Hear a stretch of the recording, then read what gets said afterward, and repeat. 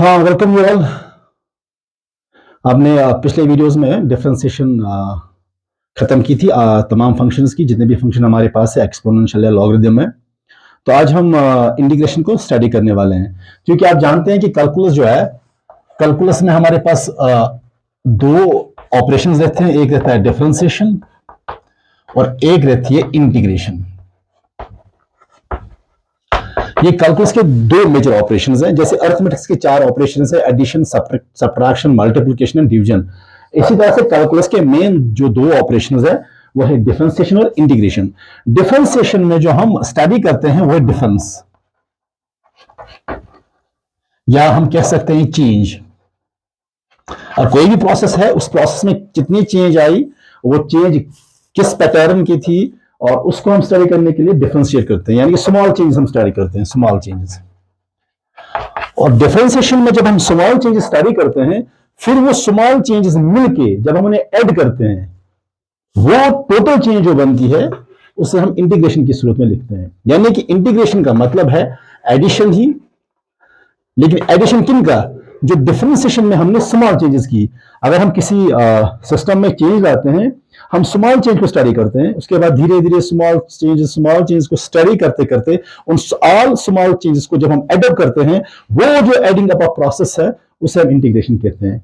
यानी कि ये अरिथमेटिक्स में हम समेशन ऐसे लिखते हैं, लेकिन कैलकुलस में हम इस समेशन के बदले इंटीग्रेशन का वर्ड है, यानी कि ऐड का वर्ड ऐसे लिखते हैं। इसे कहते हैं इंटीग्रल। इंटीग्रल का मतलब है ऐड करना ऑल दो स्मॉल चेंजेस जो आपने डिफरेंशिएशन की मदद से कैलकुलेट की है। तो इंटीग्रेशन और डिफरेंशिएशन जो एक्चुअल में है वो चेंज, स्मॉल चेंज को स्टडी करना, यानी कि डिफरेंस को स्टडी करना। और इंटीग्रेशन का मतलब है उन स्मॉल चेंजेस को एडअप करके टोटल चेंज को स्टडी करना। कहां से चेंज स्टार्ट हुई, कहां पे एंड हुई, उन चेंजेस को स्टडी करने के लिए हमें इंटीग्रेट करना पड़ता है उन स्मॉल चेंजेस को, ताकि हम एक टोटल चेंज को स्टडी करेंगे। अरिथमेटिक्स में हम समेशन ऐसे लिखते हैं, सिग्मा, और कैलकुलस में हम ऐसे इंटीग्रल लिखते हैं। ये हो गया इंटीग्रल। और इसके बीच में जो फंक्शन होगी जिसकी इंटीग्रेशन कर रहे हैं उसे इंटीग्रेंड कहते हैं। सपोज मैं एफ ऑफ एक्स लिखूंगा, तो ये एफ ऑफ एक्स के बदले यहाँ एक्सपोनेंशियल भी हो सकता है, या लॉगरिथम भी हो सकता है, या ट्रिग्नोमेट्री भी हो सकता है, या पॉलिनोमियल भी हो सकता है। तो इसे इंटीग्रेंड कहते हैं, जिसकी हम इंटीग्रेशन करते हैं, और ये इंटीग्रल है। तो इंटीग्रेशन जो है, दैट इज सिंपली, आप याद रखें कि integration is the adding up of the small changes, और वो जो स्मॉल चेंजेस जो आपने डिफरेंशिएशन की मदद से स्टडी की होती है, उन्हें हम ऐड करते हैं। तो इसके लिए अगर हम इलस्ट्रेटिव एग्जांपल्स ले लेंगे तो हम धीरे धीरे समझ जाएंगे कि असल में इंटीग्रेशन है क्या। So suppose I write integral of f of x dx. इस वाले पोर्शन को इंटीग्रेंट बोलते हैं और इस लाइन को इंटीग्रल बोलते हैं। ये लाइन असल में इसकी वजह से रिप्लेस हो गई है। अरिथमेटिक्स में हम एडिशन ऐसे लिखते हैं, यानी कि सम ऐसे लिखते हैं, समेशन, और यहाँ पे हम समेशन एक लाइन डालते हैं, इसे इंटीग्रल कहते हैं। तो इस लाइन के अगर हमें एरिया में चेंज देखनी होगी तो हम दो लाइंस डालते हैं, मीन सरफेस इंटीग्रल। अगर हमें वॉल्यूम में चेंज देखनी है तो फिर ऐसे वॉल्यूम इंटीग्रल, या एक ही ऐसे डाल के वी लिखते हैं वॉल्यूम इंटीग्रल, या ऐसे लिखते हैं सरफेस इंटीग्रल, या ऐसे लिखते हैं लीनियर इंटीग्रल। तो यहाँ पे भी आप इंटीग्रेशन की मदद से भी आप सरफेस चेंज भी देख सकते हैं, आप वॉल्यूमेट्रिक चेंज भी देख सकते हैं, आप लीनियर चेंज भी स्टडी कर सकते हैं। ये बिल्कुल अरिथमेटिक की तरह है, लेकिन यहाँ जो दो मेजर ऑपरेशन है वो है डिफरेंशिएशन और इंटीग्रेशन। और इंटीग्रेशन का जो लिखने का तरीका है वो है इंटीग्रल, ये फंक्शन है, इनटू डीएक्स।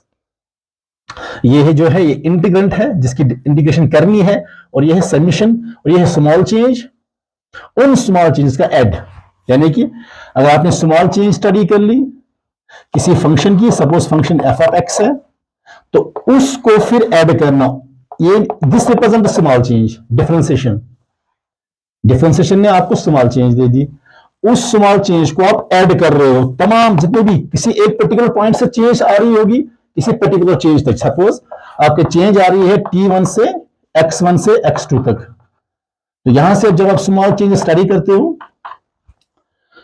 तो ये स्मॉल चेंज इस वाले पार्ट को दे रहे हैं, फिर ये स्मॉल चेंज आ रही है, फिर ये स्मॉल चेंज, तो हम dx से रिप्रेजेंट करते हैं। तो हम इन तमाम स्मॉल चेंजेस को जो dx रिप्रेजेंट कर रहा है चेंज, उनको हम ऐड करते हैं। दिस ऐड सिंबलाइजेशन, यहां इससे ये रिप्लेस हुआ है। असल में अर्थमेटिक्स में हम ये लिखते हैं, लेकिन यहाँ कैलकुलस में हम ऐसे लिखते हैं, addition of all small changes.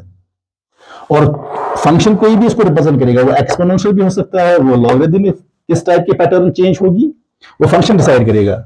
और ये है स्मॉल चेंज, और एडिंग अप ऑफ दो small changes, this is representative differentiation, adding up of all those changes, adding up this line small changes is an integration. So integration is f of x dx, the representation to write the integration. तो f of x से बदले आपको कोई function होगी। तो ये तरीका है इंटीग्रेशन लिखने का। इंटीग्रेशन सिंपली आप याद रखिए एडिशन है। एडिशन किन का करना है? Small changes. कौन से स्मॉल चेंजेस? जो आपने डिफरेंशिएशन से हासिल की हुई है। तो जब हम एग्जांपल पढ़ेंगे तो हमें थोड़ा और समझ आना शुरू हो जाएगा। तो सपोज अब हम थोड़ा डिस्कस करेंगे इंटीग्रेशन में। इंटीग्रेशन के खुद के दो टाइप्स है, एक है इंडेफिनिट इंटीग्रल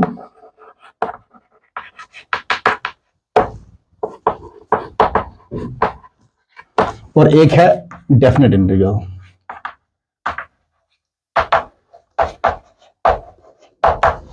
इंडेफिनिट इंटीग्रल सिर्फ सीखने के लिए असल में डेफिनेट इंटीग्रल है। इंडेफिनिट में आपको पता ही नहीं है कहां से चेंज स्टार्ट हुई है कहां पे एंड हो गया। जैसे लाइन है, जैसे आपका लाइन है, एंड पॉइंट्स है ही नहीं, आपका लाइन सेगमेंट है, एंड पॉइंट्स है। तो डेफिनेटली समझो आप लाइन सेगमेंट है कि आपको एक पर्टिकुलर पॉइंट से चेंज स्टडी करनी है, पर्टिकुलर पॉइंट तक आपको चेंज देखनी है कितनी चेंज आ गई है। जो आप स्मॉल चेंजेस देखोगे उनको ऐड करना है, तो आप फाइनल चेंज देख सकते हो, टोटल चेंज कितनी आ गई by integrating from A to B या by integrating from x1 to x2। Means आपका फाइनाइट वैल्यू है, आपको सिर्फ चेंज देखनी है एक पर्टिकुलर वैल्यू से पर्टिकुलर वैल्यू तक। तो यहां पे आपको पता ही नहीं है चेंज कहां से स्टार्ट हुई, चेंज कहां पे एंड हो रही है। तो ये इंडेफिनिट इंटीग्रल है, इंडेफिनिट वैल्यू है। तो इंडेफिनिट इंटीग्रल ऐसे लिखते हैं f ऑफ x dx। लेकिन डेफिनिट इंटीग्रल जो है वो आपको लिखना है फ्रॉम a से लेकर b तक फंक्शन चेंज हो रही है f ऑफ x dx। ये जो फंक्शन चेंज हो रही है यहां इंडेफिनिट इंटीग्रल है, आपको पता ही नहीं है फंक्शन कहां से कहां चेंज हो रही है, ना आपको लोअर लिमिट पता है ना आपको अपर लिमिट पता है। लेकिन यहां आपको लोअर लिमिट भी पता है, it's called lower limit and it's called upper limit. आपको पता है चेंज कहां से शुरू होगी कहां तक हुई है। अगर आप ए से बी तक की चेंज ले रहे हो तो आप उसको स्मॉल पार्ट्स में डिवाइड कर रहे हो, फिर आप स्मॉल चेंज डिस्कस करके उनको ऐड करते हो। आप कहते हो कि चेंज ए से हुआ बी तक, ये dx जो है ये स्मॉल चेंजेस है, dx। फिर इन्हीं dx को आप ऐड करते हो। This line represents addition of small changes from A to b. ये एक लैंग्वेज है, इसको समझना है। Addition of small changes represented by some function from A to B gives a definite integral.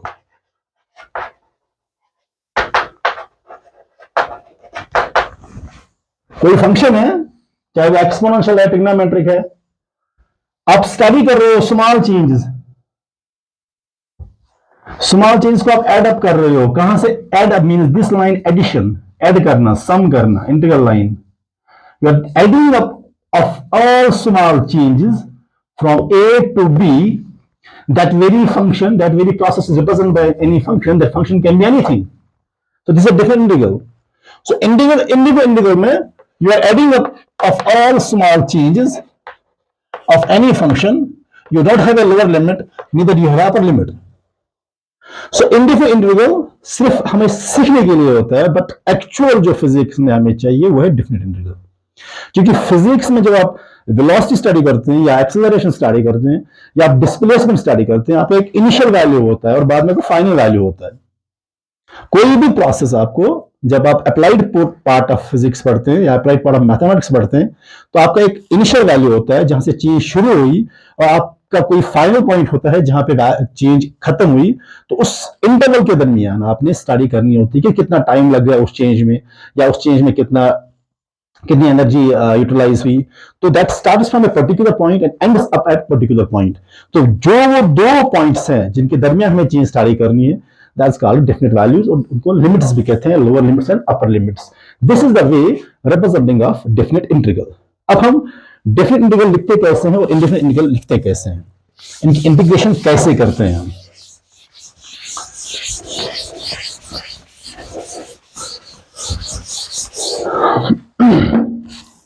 Suppose I wrote a to b f of x dx, आपका एक function है, ये डेफिनेट इंटीग्रल है। You are adding up this line, adding up small changes from a to b, that change is represented by some function f of x, that f of x can be, say suppose x raised power n type, हमारे पास x raised power n type है, e raised power x है, sin x type है, cos x type है। तो we can write integral of sin x dx, can write integral of cos x dx, can write integral of e raised power x dx, and can write e raised power x raised power n dx। इनका हमें directly integration याद रखनी है।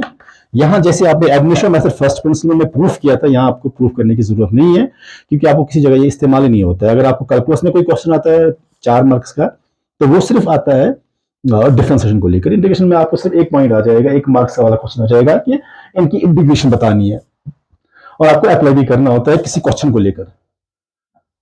तो फिलहाल हम जो lower limit upper limit है, यानी कि इनडेफिनिट इंटीग्रल, फिलहाल हम इनडेफिनिट वे में लिखेंगे, इनडेफिनिट वे में। तो साइन एक्स की जो इंटीग्रेशन है वो है माइनस कॉस एक्स, और इसमें सी प्लस आता है साथ। This c is constant of integration. अब इस सी का क्या करना है यहां पे, इस पे हम डिस्कस करेंगे, ये सी क्यों है। और कॉस एक्स की जो इंटीग्रेशन है वो है साइन एक्स प्लस सी। इनडेफिनिट इंटीग्रल में हमें सी लगता है, डेफिनिट इंटीग्रल में हमें पता होता है चेंज कहां से हुई है, कहां पे एंड हुई है, हमें सी की जरूरत नहीं होती है।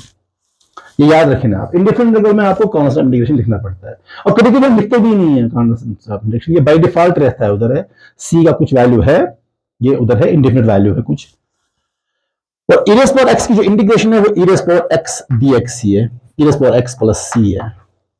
और इंटीग्रेशन में हमने देखा, डिफरेंशिएशन में हमने देखा, यहां n नीचे आता था और x raised power n minus 1 आता था। तो यहां पे उल्टा है, यहां x raised power n plus 1 divide by n plus 1 plus c।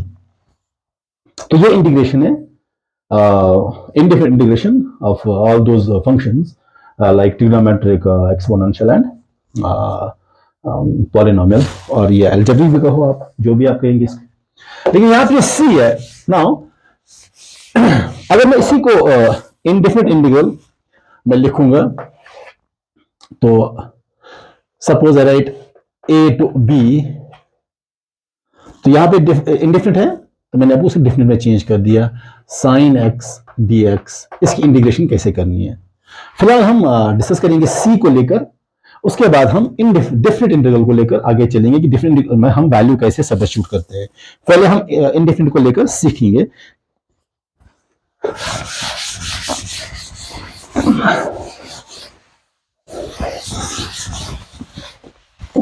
Suppose एक इक्वेशन है, integral x square plus 2 dx, या इंटीग्रल x dx। तो कैसे सॉल्व करेंगे, ये इनडेफिनिट इंटीग्रल है। डेफिनिट को हम बाद में स्टडी करेंगे, डेफिनिट का वैल्यू कैसे सब्स्टिट्यूट करते हैं, फिर हमें इनडेफिनिट इंटीग्रल को सीखना पड़ेगा। तो ये किस पैटर्न के साथ मिलता है, यहां पावर 1 है, ऑब्वियसली ये मिलता है x रेज़ पावर n के साथ, integral x raise power n dx। और हमें पता है x रेज़ पावर n की इंटीग्रेशन क्या है, x raise power n plus 1 divide by n plus 1। Differentiation में नीचे आता था, फिर यहां माइनस हो जाता था, इंटीग्रेशन में एक ऐड हो जाता है पॉलिनोमियल में। वो यानी कि अगर आपका लीनियर है वो तो क्वाड्रेटिक बनेगा, अगर क्वाड्रेटिक वो क्यूबिक बनेगा इंटीग्रेशन में, और डिफरेंशिएशन में अगर वो क्यूबिक है वो क्वाड्रेटिक बनेगा, और वो क्वाड्रेटिक है वो लीनियर बनेगा। यानी कि इंटीग्रेशन में आपका एक पावर ऐड हो जाता है पॉलिनोमियल को लेकर, लेकिन डिफरेंशिएशन में आपका एक पावर कम हो जाता है और इंटीग्रेशन में आपका एक पावर बढ़ जाता है। सो यहां पहले से ही पावर 1 है, तो इसका इंटीग्रेशन क्या होगी, जो ही आप इंटीग्रेशन करेंगे तो फिर आपको ये लाइन नहीं लिखनी है, क्योंकि आप इंटीग्रेट कर रहे हो, तो अब आपको इस इंटीग्रल लाइन को नहीं लिखना है और इस dx को भी नहीं लिखना है। तो यहां क्या बनेगा, 1 n के बदले 1 है, 1 प्लस 1 डिवाइड बाय 1 प्लस 1 और क्या आएगा c कांस्टेंट ऑफ इंटीग्रेशन. सो ये right x square plus 2 plus c is integration of x dx. वो x dx की इंटीग्रेशन है x square by 2 plus c और c is constant of integration. अगर मेरे पास ऐसे होगा इंटीग्रल साइन x dx तो ऑब्वियसली साइन की है cos x बस खत्म और प्लस c आएगा कांस्टेंट ऑफ इंटीग्रेशन. इसी तरह से अगर आपका पॉलिनोमियल होगा suppose e raise power x dx, इसी क्या इंटीग्रेशन करेंगे आप तो इसकी इंटीग्रेशन होगी e raise power x plus c function itself. ये अभी मैंने लिखा था तो ये इंटीग्रेशन की सिंपल है. उसके बाद अगर हम डेफिनेट वैल्यू दे देंगे तो डेफिनेट वैल्यू को कैसे सब्स्टिट्यूट करते हैं वो नेक्स्ट पार्ट में पढ़ेंगे. तो अगर मेरे पास ये है एक्स स्क्वायर प्लस 2 dx मेरे पास फंक्शन है ऐसे इसकी इंटीग्रेशन करनी है. डिफरेंशिएशन में कांस्टेंट का डिफरेंशिएशन 0 होता है. इंटीग्रेशन में आप कांस्टेंट की इंटीग्रेशन 0 नहीं ले सकते. आपको इसको ब्रेक करना है. इसको अलग इंटीग्रल मिलेगा, इसको अलग इंटीग्रल मिलेगा. तो आप इसको ऐसे लिखेंगे इंटीग्रल एक्स स्क्वायर dx यानी कि ये चेंज इसके साथ भी ऐड होगी. इंटीग्रल इसको अपना मिलेगा प्लस इंटीग्रल 2 dx. आप इसको लिखो कैसे लिखोगे आप integral x square plus 2 dx. तो यहां पे अभी एक्स पावर n वाली फॉर्मूला इस्तेमाल हो जाएगी ये वाली. तो यहां क्या बनेगा ये एक पावर बढ़ेगा सीधे रखो यार 2 बनेगा 3 डिवाइड बाय 3 होगा प्लस ये 2 कांस्टेंट है बाहर आ जाएगा इंटीग्रल dx. हमारे यहां अक्सर बोलते हैं कि डिफरेंशिएशन और इंटीग्रेशन कैंसिल हो जाता है तो यहां x बचेगा. लेकिन आप याद रखें इसकी इंटीग्रेशन कैसे है. इंटीग्रल dx किसके बराबर होगा मैं ऐसे लिख सकता हूं. ये याद रखें यहां पे क्योंकि सबसे ज्यादा पॉइंट यही इस्तेमाल हो जाता है जब आप अप्लाइड पार्ट पढ़ते हैं फिजिक्स का. अगर आपके पास ये 2 कांस्टेंट है बाहर आ जाएगा इंटीग्रल dx बच गया. इंटीग्रल dx की डिफरेंस इंटीग्रेशन जो होगी आप ऐसे लिख सकते हो x raise power 0 into dx. Anything rays power 0 is 1 वापस आ गया. एनीथिंग रेज़ पावर 0 आपको फिर वापस dx आ गया. अब यहां n के बदले 0 है. अब x रेज़ पावर n वाली फॉर्मूला इस्तेमाल कर दे x raise power n plus 1 divide by n plus 1. तो ये क्या बनेगा x raise power 0 plus 1 divide by 0 plus 1 हो गया x डिवाइड बाय 1. यानी कि जब भी आप इंटीग्रल dx देखेंगे तो उसकी इंटीग्रेशन सीधे x होगी. इसका मतलब है अगर आप x के बदले p होगा इंटीग्रल dp होगा तो आप p लिखेंगे. इंटीग्रल dq होगा तो आप q लिखेंगे. इंटीग्रल ds होगा तो आप s लिखेंगे. क्योंकि यहां सम है स्मॉल चेंजेस का विद रिस्पेक्ट x तो आप लिख सकते हैं s रेज़ पावर 0 ds. जब आप इंटीग्रेशन करेंगे ये x रेज़ पावर n की पैटर्न है ये बनेगा 0 प्लस 1 डिवाइड बाय 0 प्लस 1 वो बनेगा s. आप ये नहीं कह सकते कि d और ये इंटीग्रल कैंसिल हो जाता है. बहुत सारे हम अक्सर कहते हैं कि ये d और ये इंटीग्रल कैंसिल हो जाता है और हमें बचता है प्लस 2x. नहीं असल में ये याद रखें आप बेटर है लॉजिकली. सो ये आप बहुत ही काम आ जाएगा. ये आपका integral dp p integral dq q integral ds s integral dx x. तो ये है अगर हमारे पास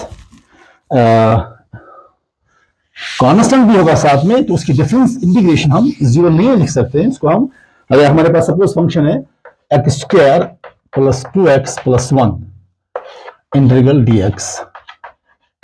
तो पहला स्टेप क्या याद रखेंगे आप इंटीग्रल हर एक को अलग अलग मिलेगा और ये dx हर एक को अलग अलग मिलेगा. तो आप इसको ब्रेक करेंगे आप लिखेंगे integral x square dx plus integral x2x dx plus integral dx. तो मजीद सॉल्यूशन के लिए क्या है x power n formula x 3/3 2 plus 1 divide by 2 plus 1. उसके बाद dx इंटीग्रल लिखना ही नहीं है. अब यहां 2 बाहर आ जाएगा ये मैंने x dx प्लस आपने अभी ये सॉल्व किया ये आ गया x. अब ये बच गया हमें this is x³ 3 plus 2 integral. अब यहां पावर 1 है ऑब्वियसली इंटीग्रेशन से x पे 1 प्लस 1 बनेगा 2 डिवाइड 1 प्लस 1 हो गया 2 plus x cancer. Is x cube plus x square plus x. देखिए मैं पहले कह चुका हूं कि अगर आपके पास क्वाड्रेटिक है वो क्यूबिक बन जाएगी इंटीग्रेशन से, और आप इसी को इंटीग्रेशन डिफरेंशिएशन वापस करोगे वो आपका क्वाड्रेटिक बन जाएगा। इंटीग्रेशन में पॉलिनॉमियल के मामले में आपका पावर बढ़ जाता है, डिफरेंशिएशन में आपका एक पावर कम हो जाता है। तो यहां पे +1 जो था ये डीएक्स का मल्टीपल हुआ, तो इंटीग्रेशन ऑफ 1 कांस्टेंट की 0 नहीं होगी, जबकि डिफरेंशिएशन में 0 होगी। और मैंने ये कहा कि डिफरेंट इंटीग्रल में हमें c को ऐड करना पड़ता है, हमें c को ऐड करना पड़ता है, मैंने आपको कहा था। अब ये c क्यों है, चले हम अगर मैं सपोज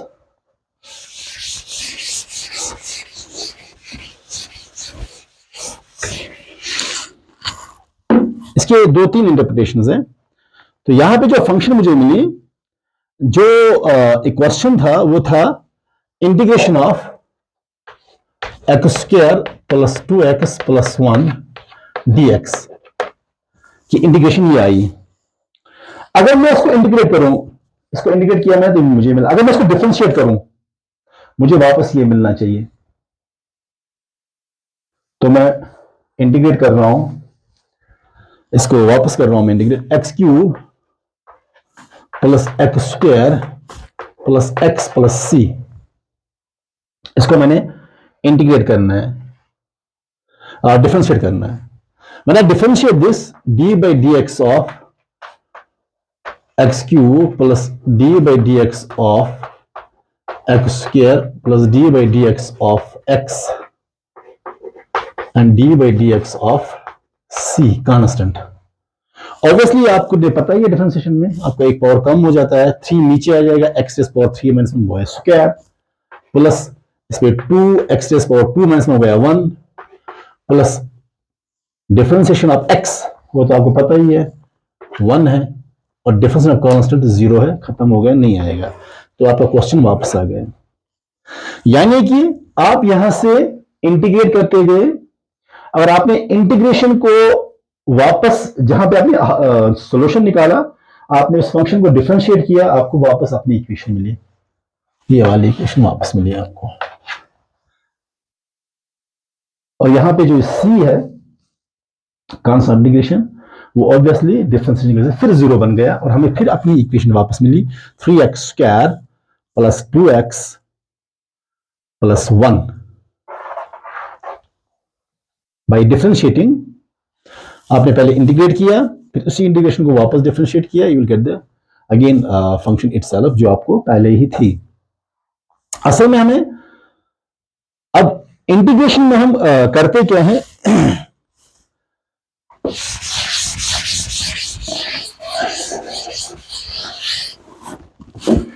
सपोज आपका है y is equal to x cube plus 2x, आप y की डिफरेंशिएशन करेंगे, you get dy by d x is equal to x cube plus 2x। अगर आपको इंटीग्रेट करना है इसको, यानी कि वापस लाना है, तो ये dx जो है ये यहां चला जाएगा, ठीक है, dy is equal to x cube plus 2x into dx। उसके बाद दोनों साइड से इंटीग्रल देंगे, तो integral dy is equal to integral x cube plus 2x into dx। या यहां पे मैं 1 और रखता, तो 1 की जो डिफरेंशिएशन है वो 0 बन जाएगी, तो यहां मैं नहीं लिखता, फिर ये मैं यहां 1 रखता, और तो 3x की जो डिफरेंशिएशन 3x की जो डिफरेंशिएशन हुई है, ये 3x क्या, सॉरी, इसको मैं फिर से करता हूं, मैं फंक्शन लिखूंगा y is equal to x cube plus 2x plus 1 differentiate, मैं डिफरेंशिएट कर रहा हूं, फंक्शन हम डिस्कस कर रहे हैं इंटीग्रेशन, लेकिन मैं भी डिफरेंशिएशन कर रहा हूं, तो dy बाई डी एक्स, इसका आएगा 3x स्क्वायर प्लस 2x का 1 होगा, और प्लस आएगा 0। जब आप लिखेंगे, आप लिखेंगे dy by d x is equal to 3x square plus 2, ये हो गई आपकी डिफरेंशिएशन, 1 खत्म हो गया, उसकी डिफरेंशिएशन 0 है। असल में इंटीग्रेशन में क्या करते हैं, अगर मुझे कहना है कि मुझे इसको वापस प्रोसेस करनी है, मुझे इसकी इंटीग्रेशन वापस करनी है, suppose I will write dy is equal to, तो मुझे इस dx को यहां लेना है। जब भी मुझे इंटीग्रेशन करनी होगी, if you have a function d by dx of f of x is equal to f of x, मैं रिग्रेसिव प्रूफ में लिखूंगा, if a function d by dx of f of x is equal to f of x, suppose कोई function आपके पास f of x है, उसकी differentiation जो है वो f of x है। अगर आप इस फंक्शन को वापस इंटीग्रेट करना चाहते हैं, और इंटीग्रेशन कैसे लिखेंगे, तो आप ये dx यहां ले जाएंगे, तो देखो d of f of x is equal to f of x dx. Then you can write integrating on both sides. Integrating on both sides. So you can write integral d f of x is equal to integral f of x dx. और मैं अभी आपको समझाता रहा कि अब integral d जो is equal to q, integral ds is equal to s, integral dx is equal to x, यहां है इंटीग्रल d ऑफ f, तो ये किसके बराबर होगा, f of x is equal to integral f of x dx। ये है integration की actual definition. If you are function, you are differentiating that, you get f of x. On integrating, while you want to integrate this function, then take this dx to this side. This is the small change. Integrating means adding up of all those small changes. Then you add up all those small changes, you get this integral f of x dx, and df of x, integral df of x, as per this condition, you know you use f of x. So the integration of any function is equal to integral of f of x dx. तो मैं यही कहने वाला हूं यहां पे कि मैंने यहां पे डिफरेंशिएशन करी, मेरा 1 जो है वो 0 बन गया। अगर मुझे इसकी इंटीग्रेशन करनी है तो मुझे dx को इधर लेना है, तो ये क्या बनेगा, d3x² प्लस 2 इंटू dx। जब मैंने डिफरेंशिएशन के लेक्चर दिए थे, मैंने आपको कहा था कि असल में dx यहां होता है, इंडिपेंडेंट वेरिएबल की डिफरेंशिएशन, लेकिन हम सिंपलिसिटी के लिए उसे यहां ले जाते हैं। लेकिन जब हमें इंटीग्रेशन करनी होती है, हम इस dx को तब वापस लाते हैं, यानी कि डिफरेंशिएशन के द्वारा हम dy by dx लिखते हैं, लेकिन इंटीग्रेशन के टाइम पे हमें उस dx जो डिनोमिनेटर के लेफ्ट हैंड साइड के डिनोमिनेटर में है, उसे हमने राइट साइड में वापस लेना पड़ता है। अब ये हमारे पास बन गई स्मॉल चेंज, पहुंच गए हम यहां पे। तो इसके बाद ये स्मॉल चेंज रिप्रेजेंट करता है, इन स्मॉल चेंज को ऐड करना है, integral dy is equal to, मैंने कहा integral 3x² plus 2 into dx। अब आप इसको इंटीग्रेशन करें, जब आप इसको इंटीग्रेशन करें, मैंने कहा इसको, अब इसको अलग इंटीग्रल देना है, इसको अलग इंटीग्रल देना है, तो आप कैसे लिखेंगे, और integral dy is equal to, as per this condition, it's called y, you get y is equal to integral 3x² plus dx, फिर प्लस इंटीग्रल 2dx। आ गया। जब आप इंटीग्रेशन, जब आप करेंगे integration y is equal to, ये क्या बनेगा, 3 integration x² x raise power 3/3 plus 2 बाहर आ जाएगा, इंटीग्रल dx बनेगा, इंटीग्रल dx से बराबर है x, तो y comes out to be equal to 3 और 3 कैंसल, x³ प्लस 2x। हमने इंटीग्रेशन करी, हमें वापस आना चाहिए था x³ प्लस 2x प्लस 1, 1 नहीं आया, इंटीग्रेशन करते समय हमें 1 वापस नहीं आया, इसीलिए हम यहां c रखते हैं। c is an arbitrary constant. Arbitrary constant का मतलब होता है किसी पर्टिकुलर फंक्शन का अपना constant, it is not a universal constant, किसी क्वेश्चन का अपना कांस्टेंट। तो यहां पे जो इस फंक्शन का कांस्टेंट है वो c है, और c का वैल्यू जो है वो 1 है, क्योंकि डिफरेंशिएशन में हमें जो जीरो बन जाते हैं, जब हम डिफरेंशिएशन करते हैं कुछ वैल्यूज जो कांस्टेंट होते हैं वो हमें जीरो बन जाते हैं, और जब हम उसी फंक्शन को रिवर्स इंटीग्रेशन करते हैं, वापस लाते हैं, तो हमें वो कांस्टेंट फंक्शन वापस नहीं आती है। उसके लिए हमें रखना पड़ता है सी, और सी इज कांस्टेंट ऑफ इंटीग्रेशन, और इस सी का जो वैल्यू है वो 1 है। So you can write y is equal to x cube plus 2x plus 1। Here c is equal to 1। ये कांस्टेंट का मतलब है कांस्टेंट इंटीग्रेशन का। मैं फिर से बताता हूं, कांस्टेंट इंटीग्रेशन का मतलब है कि अगर मेरे पास y इज इक्वल टू, ये है रिग्रेसिव प्रूफ, पहले मैं बता देता हूं। अगर मेरे पास है suppose y is equal to x square plus 2, फिर से मैं रिपीट करता हूं, तो dy by dx is equal to 2x plus 0। So dy by dx is equal to 2x, खत्म। अगर मुझे इसको इंटीग्रेट करना है, वापस आना है, तो dx में यहां लेना है, तो dy is equal to 2x dx, फिर इसके बाद इंटीग्रल लाइन डालनी है। तो ये आपका पता है, ये y के बराबर आएगा, ये 2 बाहर आएगा, यहां बनेगा एक्स स्क्वायर बाई 2 और प्लस c आ जाएगा। So y is equal to, you get y is equal to 2 और 2 कैंसिल हो जाएगा, एक्स स्क्वायर प्लस c। तो 2 नहीं आता ना यहाँ पे, क्योंकि इंटीग्रेशन करते समय में 2 वापस नहीं आया, 2 0 बन गया डिफरेंशियल में। तो यहां जो कांस्टेंट का वैल्यू है y is equal to x square plus 2, यहां कांस्टेंट का वैल्यू 2 है। तो हर एक फंक्शन का अपना आर्बिट्री कांस्टेंट होता है जो डिफरेंशिएशन में 0 बन जाता है, लेकिन जब हम इंटीग्रेट, क्योंकि हम डिफरेंशिएशन से ही इंटीग्रेशन निकालते हैं।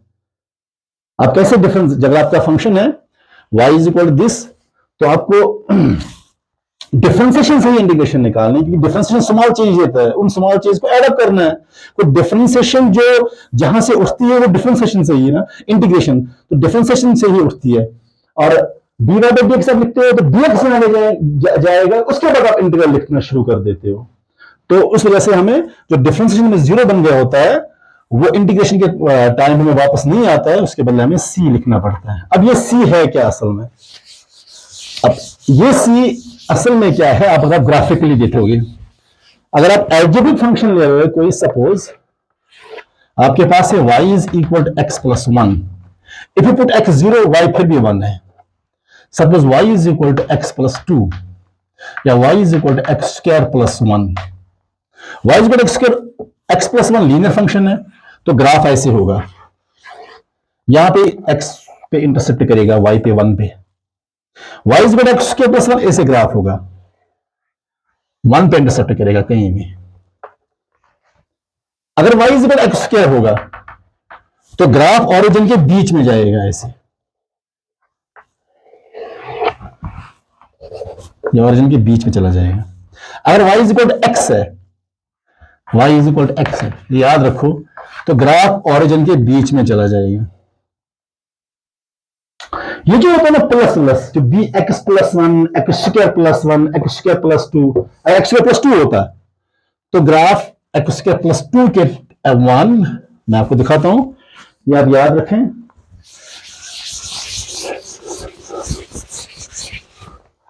अगर y is equal to x square plus 2 है या y is equal to x plus 2 है, तो ग्राफ कैसे होगा? 1 2, तो एक्स प्लस 2 ग्राफ यहां पे टच करेगा, इंटरसेप्ट करेगा। y is equal x plus 2 means ऐसे टच करेगा। अगर y is equal x plus 3 होगा तो यहां ग्राफ करेगा टच ऐसे, 1 2 3, यानी कि आप x 0 दे दो, 1 फिर भी 3 होगा। अगर y माइनस 3 होगा, एक्स स्क्वायर y माइनस 3, तो ग्राफ 1 2 3 माइनस यहां पे ऐसे टच करेगा। या y is equal to x minus 3, जरूरी नहीं है कि ऑर्डर होगा, लीनियर होगा, तो ऐसे कट करेगा, यहां पे -3 पे कट करेगा। ये जो y is equal to x plus constant times है, चाहे 2 है 3 है -1 है, ये इंटरसेप्ट दिखाता है। ये हमें दिखाता है कि ओरिजिन से आप कितना दूर हो। जो आपने कोऑर्डिनेट सिस्टम डाल दिया, कोऑर्डिनेट सिस्टम का जो ओरिजिन है यानी कि रेफरेंस पॉइंट जो है, उससे कितना दूर आपकी प्रोसेस स्टार्ट हो गई। अगर आप x1 देते हो तब भी x0 देते हो तब भी 1 y निकलता है 1, इसका मतलब प्रोसेस यहां से स्टार्ट, चेंज यहां से स्टार्ट हुई, उससे पहले इतनी चेंज ऑलरेडी थी। और ये c का वैल्यू होता है कि चेंज यहां से स्टार्ट हो गई, चाहे इस दिशा में या इस दिशा में, चाहे वो हाइपर पैराबोलिक थी या वो लीनियर चेंज थी, चेंज कोई भी हो, किसी भी पैटर्न की हो, लेकिन जो सी है ये दिखाता है आप ओरिजिन से कितना दूर है। तो जितने भी चाहे लीनियर वेरिएबल हो या क्वाड्रेटिक टाइप के पैटर्न हो, y is equal to x square plus a, y is equal to x plus a, ये जो a प्लस माइनस होता है ये आपको दिखा रहा है आपका ग्राफ कहां पे इंटरसेप्ट कर रहा है। अगर आप x 0 भी लोगे लेकिन आपका y का उतना वैल्यू होगा, चाहे वो नीचे की साइड से होगा या ऊपर की साइड से होगा, आपका इंटरसेप्ट दिखाएगा। वही कांस्टेंट ऑफ इंटीग्रेशन c होता है, या जिसकी डिफरेंशिएशन नहीं होती है, क्योंकि यहां तक पहले ही चेंज है। जब आपका x चेंज होगा तब y चेंज होगा। यहां अगर आप x 0 भी रखते हो, y की इतनी चेंज फिर भी है। तो ये है असल में the deflection from origin. It shows deflection from origin. तो आप पहले ही ओरिजिन से कितना दूर है। जब आप x 0 रखोगे y आपको 0 आ जाएगा, तो फिर आप ओरिजिन को हो। लेकिन इस वाले फंक्शन में अगर आप x 0 देते हो, नहीं y फिर भी 0 नहीं होगा, y का इतना अपना वैल्यू होगा, वो c साथ रहेगा। c मींस एक आर्बिट्री कांस्टेंट का इतना अपना वैल्यू है। अगर आप x को 0 पे भी ले लोगे, लेकिन y का अपना एक वैल्यू होगा जो साथ रहेगा इसको एंड तक। इसके अब जब आप हायर मैथमेटिक्स में जाते हो, आप बाउंड्री कंडीशंस भी कहते हो, आप बाउंड्री वैल्यूज भी कहते हो, इसके टर्म्स में टर्मिनोलॉजी चेंज हो जाती है बाद में। लेकिन एक्चुअल में ये याद रखना चाहिए कि जो ये लीनियर वेरिएबल्स के क्वाड्रेटिक वेरिएबल्स के साथ कांस्टेंट होते हैं, ये हमें दिखाते हैं हम ओरिजिन से कितना दूर है। और अगर हम चेंज देख रहे हैं, corresponding change, when x is 0 y is 0, लेकिन आप x 0 रखते हो, y का कुछ और भी वैल्यू होगा। जब आप डिफरेंशिएशन करोगे x को विद y को विद रिस्पेक्ट x, लेकिन उस समय कुछ चेंज जो होगी जो पहले से ही यहां पे हुई होगी, उससे आप चेंज नहीं कर सकते हो मजीद। अगर आप चेंज कितना भी डाउन करोगे, मिनिमम पे भी आ जाओगे, उसके बाद आपका y चेंज होने वाला नहीं है। वो इसकी अपनी कांस्टेंट वैल्यू है, उसे हम c कहते हैं। या c हमें ये भी दिखाता है कि आप ओरिजिन से कितने डिफ्लेक्टेड हो। c हमें इंटरसेप्ट भी दिखाता है। और डिफरेंशिएशन में जो कांस्टेंट हमें 0 बन जाते हैं, इंटीग्रेशन में हम उसे c की सूरत में वापस लाते हैं। इनडेफिनिट इंटीग्रल में, डेफिनिट इंटीग्रल में ऐसी कोई बात नहीं होती है। तो इसके बाद हमारे पास और फंक्शंस हैं जिनकी हमें इंटीग्रेशन देखनी है। सपोज इसके बाद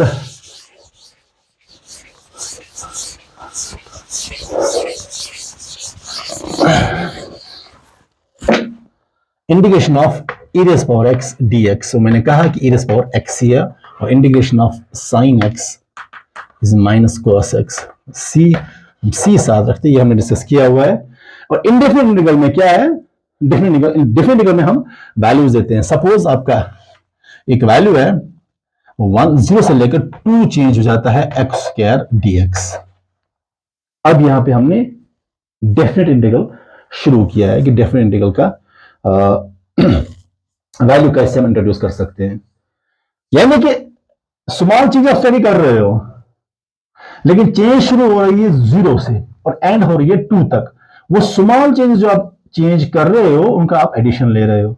तो पहले आपको क्या करना है, इंटीग्रेशन करनी है स्क्वायर की। ऑब्वियसली होगा 2 + 1 डिवाइड बाई 2 + 1, और यहां पे एक मॉड लाइन आप डालते हैं 0 और 2। उसके बाद आप x क्यूब डिवाइड बाई 3, यहां पे मॉड लाइन 0 और 2। उसके बाद आप चेंज, तो आपको पता ही है final value minus initial value.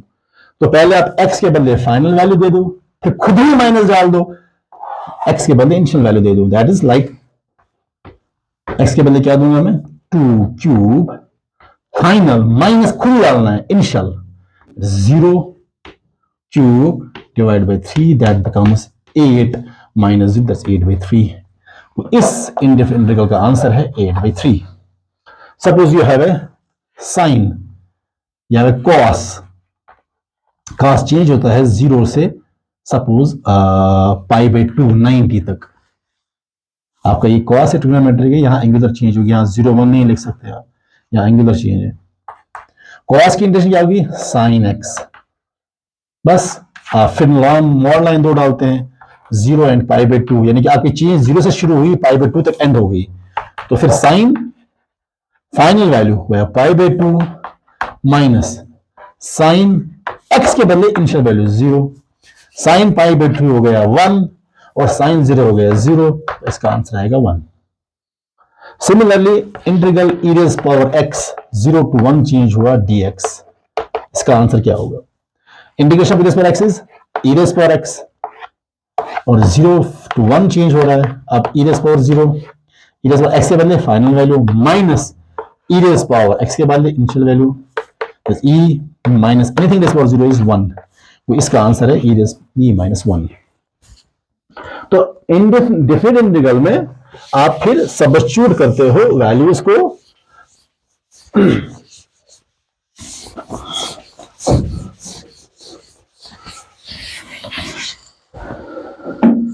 Suppose आपको चेंज दी गई है, इंटीग्रेट करना है dx by dx is equal to 3t square 3x square plus e raise power x। ये आपको दिया हुआ है, आपको इंटीग्रेट करना है इसको। आपको ऐसे ही दिया होगा क्वेश्चन, जैसे वेलोसिटी दी होगी, acceleration dx by velocity dx by dt is equal to 3t square plus 2t।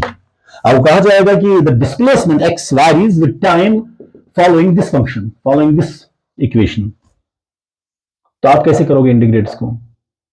तो ये dx यहां ले जाओ, you get dy is equal to 3x square plus e raise power x into dx। इसके बाद integrate करना शुरू करो, एडिंग अप यानी इंटीग्रेटिंग, मीन्स स्मॉल चेंज को ऐड करना है। ठीक है, integral dy is equal to integral 3x square e raise power x into dx। उसके बाद आपको पता ही है इंटीग्रल dy x से बराबर आएगा y, यहां आपको अलग देना पड़ेगा 3x square dx plus integral e raise power x dx। तो यहां आप क्या करेंगे, बाहर कांस्टेंट बाहर आ जाएगा, x square dx plus integral ex dx। 3 इसका होगा x cube by 3 plus e raise power x plus c होगा कुछ। अब अगर यही क्वेश्चन दे देता और हमें साथ में बोलता कि आपका जो x है that varies from particular value to particular point, तो आप वो वाले डिफरेंट इंटीग्रल भी बाद में आप लास्ट में x का final value minus initial value और x का final value minus initial value substitute करके डिफरेंट इंटीग्रल को सॉल्व कर सकते हैं। तो डिफरेंट इंटीग्रल में इतना ही है कि आपने सॉल्व करना है। Suppose 0 to 1 x cube dx आपकी फंक्शन है, तो x को क्या हुआ x4 by 4, तो आप मॉड लाइन 0 to 1 डाल देंगे, फिर x के बदले final value 1 raise power 4, x के बदले initial value 0 raise power 4 divide by 4 is equal to 1 by 4, यानी इसका आंसर आ जाएगा। तो ये आपकी इंटीग्रेशन है। तो इंटीग्रेशन का हम ग्राफिकल रिप्रेजेंटेशन दिखा देंगे, इंटीग्रेशन को आप ग्राफिकली कैसे सॉल्व कर सकते हैं।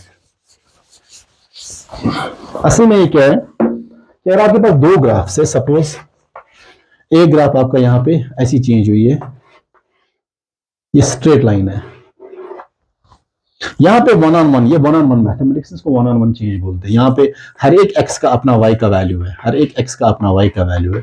जहां पे आपने x दिया आपको y का अपना वैल्यू है, जहां पे आपने x दिया y का अपना वैल्यू है।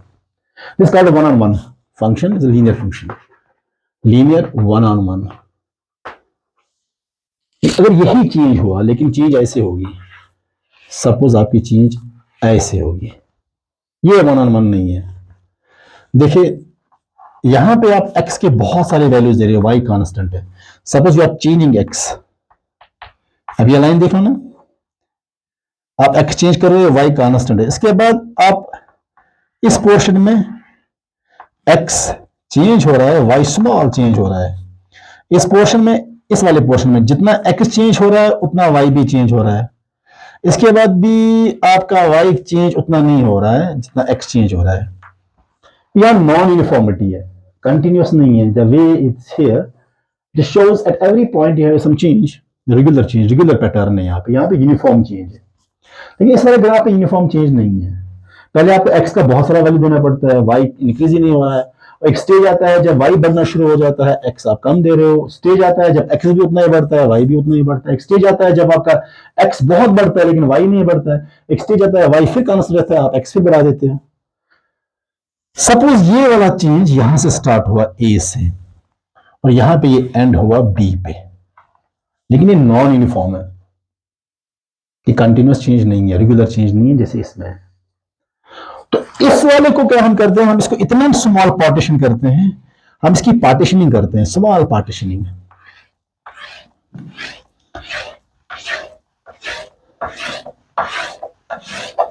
हम इसकी इतनी पार्टीशनिंग करते हैं कि ये जो एरिया है ये रेगुलर बन गया, ये जो एरिया है ये रेगुलर बन गया। ये है ए, एफ ऑफ ए इसका ये है, और ये है बी, इसका एफ ऑफ बी ये है। चेंज कहां से हुई, ए से कहां तक, बी तक। लेकिन जो बीच में है वो नॉन यूनिफॉर्मिटी थी, डिसकंटिन्यूअस था, तो हमने इसको इतने स्मॉल इंटरवल्स में तब्दील कर दिया, ब्रेक कर दिया कि हर एक इंटरवल जो है वो रेगुलर बनना शुरू हो गया। हमने इसकी इतने पार्ट्स कर दिए, यानी कि अगर आपका कर्व्ड है सरफेस है कोई, आप कर्व्ड सरफेस को इतने ब्रेक करते हो, इतना छोटा कर दे हो कि आपका ये जो पोर्शन है ये स्ट्रेट बन जाता है। कोई भी बड़ी कर्व्ड सरफेस हो, अगर आप उसके ऊपर बैठे हो तो आपको वो स्ट्रेट लगेगा, लेकिन आप दूर से देखोगे तो आपको कर्व्ड दिखेगा। तो कर्व्ड सरफेस को इतने छोटे छोटे हिस्सों में ब्रेक करेंगे, जैसे हम कभी सर्कल को कहते हैं, हम सर्कल को इतने पॉइंट से ब्रेक करेंगे, हमें एक पॉइंट मिलेगा जो स्ट्रेट होगा। तो उस छोटे से इंटरवल को हमने नाम रखा है dx। अब ये सारे dx dx dx dx, कितने सारे dx है, कहां से dx चेंज होते हैं, ये सारे जो स्मॉल इंटरवल्स है, स्मॉल इंटरवल्स है, उनका नाम क्या रखा है, dx dx dx dx। कहां से स्टार्ट है वो, उन्हीं स्मॉल इंटरवल्स को ऐड करना है। इन स्मॉल चेंजेस को जो हमने ब्रेक किया हुआ है, इन स्मॉल चेंज को मैंने यहां तक चेंज स्टडी की, फिर ये चेंज स्टडी की, फिर ये चेंज स्टडी की, तो मैं कहां से जा रहा हूं, ए से जा रहा हूं कहां तक, बी तक, तो मैं टोटल चेंज स्टडी कर रहा हूं। तो in studies, in total changes को मैंने रिप्रेजेंट किया है dx से।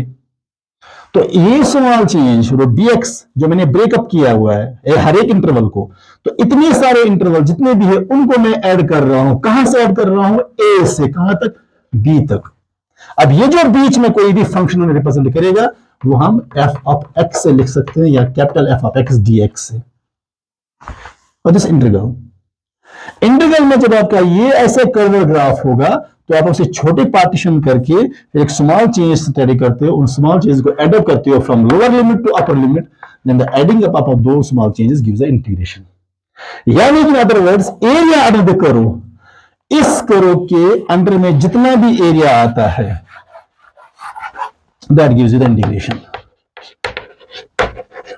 तो integration is simply area under the curve, कहां से कहां तक, from A to B, you get an area under the curve. So you get from A to B f of x dx। असल में ये जब आपका लीनियर ग्राफ होता है तो आप वन ऑन वन पॉइंट पे स्टडी चेंज कर सकते हो, लेकिन जब आपका कर्व्ड ग्राफ होगा, हाइपरबोलिक होगा, पैराबोलिक होगा, तो उसको आप छोटे से ब्रेक्स करके स्मॉल पार्ट्स में, फिर उन स्मॉल पार्ट्स को आप ऐड करते हो, then you get the integration. Integration is actually the area under the curve. इस एरिया अंडर द कर्व जो भी देख लो, आपको इंटीग्रेशन मिलेगा उस फंक्शन का जो भी फंक्शंस को रिप्रेजेंट करेगी। इसके नेक्स्ट लेक्चर में हम इंशाल्लाह इंटीग्रेशन और डिफरेंशिएशन कुछ अप्लाइड पार्ट पढ़ेंगे, ताकि हम समझेंगे कि हम मैकेनिक्स में इसको कैसे इस्तेमाल करने वाले हैं। Thank you very much.